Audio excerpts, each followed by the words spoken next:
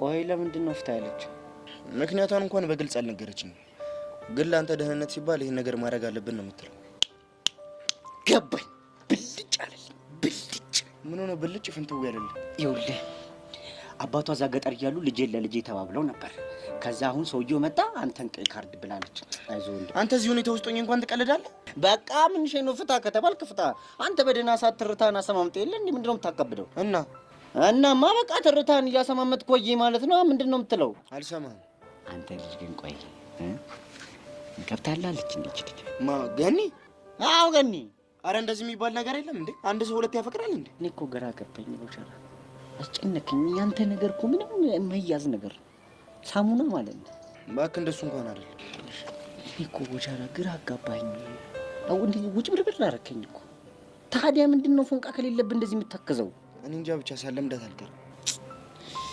ወይ መላመድ እኔ መሰለ ክፉ ነገር መላመድ ደግሞ ክፉ የሆነው ለምንድን ነው? መላመድ ነው ቀስ ቀስ እያለ ወደ ፍቅር የሚለወጠው።